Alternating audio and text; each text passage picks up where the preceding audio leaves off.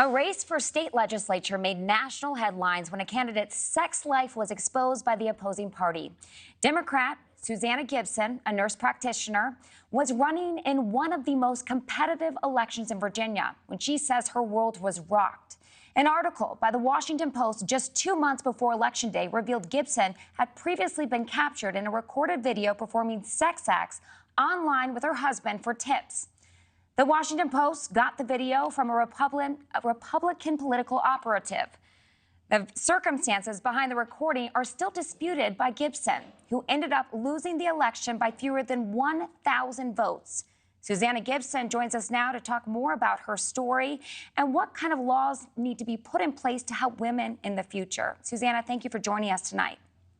Yeah, thanks for having me. Susanna, please. Well, Susanna, I have to just say that so many of our lives, they are online, and a record can be found on the internet, good or bad. Is what happened, was it unavoidable? Absolutely not. So I was listening to your show earlier and listening to the AI and deepfake concern, and it's a huge problem, especially in women facing misogyny and sexism, which is particularly rampant in our political world. But I am working incredibly hard to try and change the laws that we have here in Virginia to strengthen them, but also to get federal laws on the books. What kind of different laws would you like to see? So removing intent, non-consensual dissemination of intimate images and image-based sexual abuse are serious crimes. And when we have intent, and you have to argue intent, which would be the intent to harass, intimidate, coerce, it is looking at these crimes as harassment rather than a privacy violation, which is exactly what they are. Susanna, do you feel violated? Absolutely.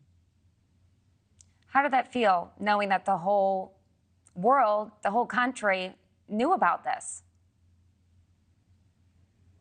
Knew about it or think they know about it, right? So AI and deepfakes, they really have changed what we can and cannot believe. You know, social norms place the onus and the blame on women for doing the exact same thing men do. And unfortunately, what I think both parties have learned from the results of my election is that all you need to do to discredit the education and credentials of a woman running for office is to generate and disseminate some kind of sexually explicit material. And so what we really need to do is educate our society on the severity and harm of these crimes, the extent of what is done to the largely women. 89% of victims of non-consensual dissemination of intimate images are women.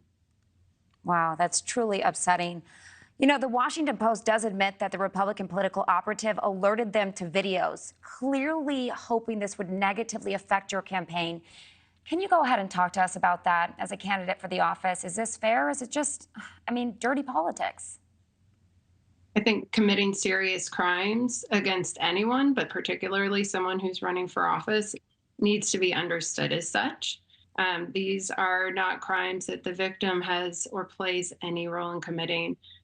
Our society needs to actually understand consent, especially digital consent and digital privacy.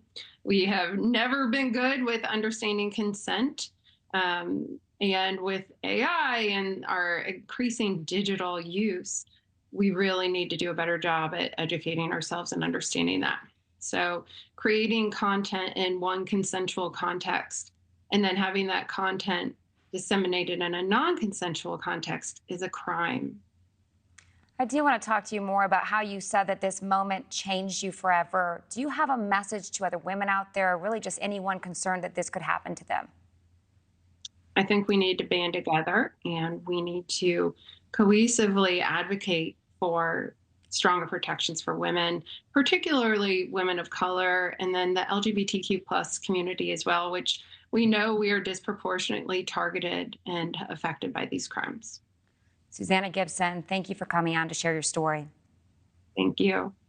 Thank you for watching. Go to newsnationnow.com to find News Nation on your television provider. And don't forget to click the red subscribe button below to get more of News Nation's fact-driven, unbiased coverage.